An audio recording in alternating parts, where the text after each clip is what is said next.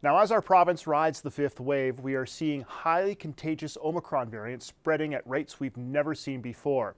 Now, many think there is no way to avoid catching it, and that leads them to the thought of get sick and get it over with. But a public health physician and professor of community health and epidemiology says that's a bad idea.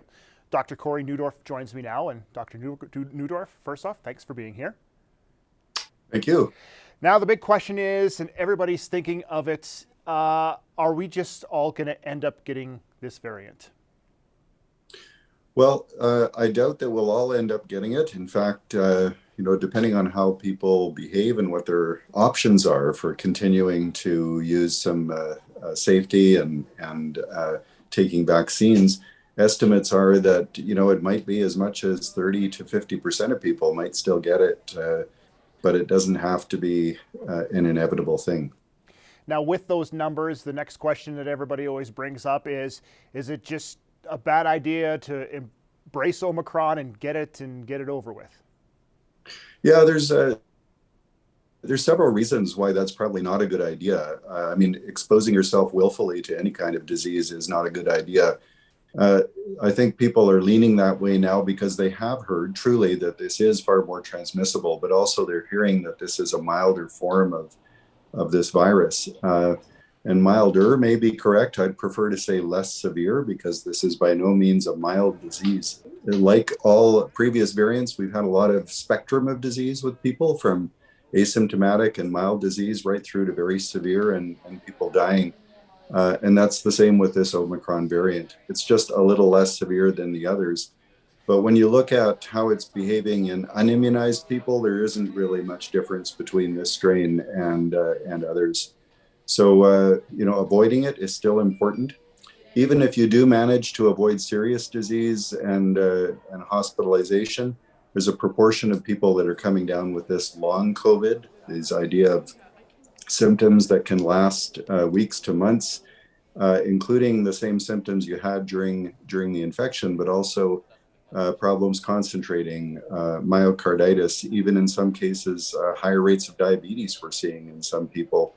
So it's still a lot to be understood about why some people are exhibiting these long symptoms that take a lot of extra time to resolve and need extra therapy as well. And of course, you can still end up spreading COVID to others, even if you're not seriously impacted.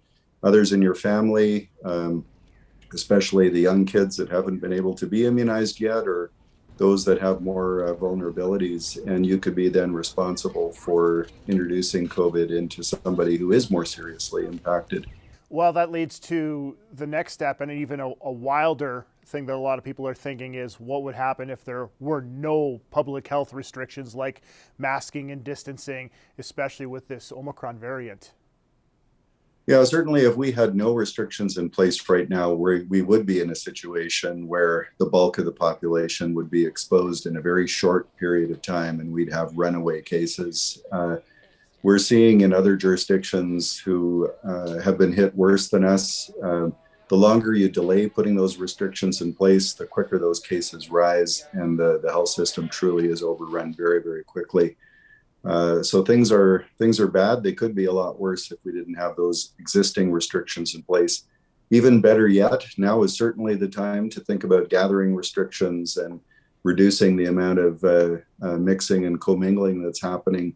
That would be another thing that could really bring numbers down more quickly and help spare the health system from that strain and pressure right now. Well, let's try to end on a somewhat positive note. As where do we go from here, especially the pandemic at some point will move to an endemic, and potentially a lot of the public health restrictions will end. Is there a light at the end of the tunnel? Yeah, certainly. If we can even just learn from previous pandemics, these things tend to last 2 to 3 years. Nobody seemed to want to hear that 2 years ago when we were talking about this, but that's the stage we're at. 5 to 7 waves is what usually happens, but the size of those waves and the impact they have is really determined by those public health measures that we take. And of course, now the availability of very safe and effective vaccines, where We're now hearing that with this booster dose, that's really the 3 doses is required to get the protection you need from Omicron. There may be periodic boosters needed into the future as well, but if we can get these waves under control, what we should see now is a lessening of the number of waves and the size of them, and a gradual move to endemic status over this next year. Well, thank you for writing our article on cbc.ca. Thank you for your work, and thank you for doing this, Dr. Neudorf. Yeah, no problem. Good to talk to you. Dr. Cory Neudorf is a University of Saskatchewan professor of community health and epidemiology.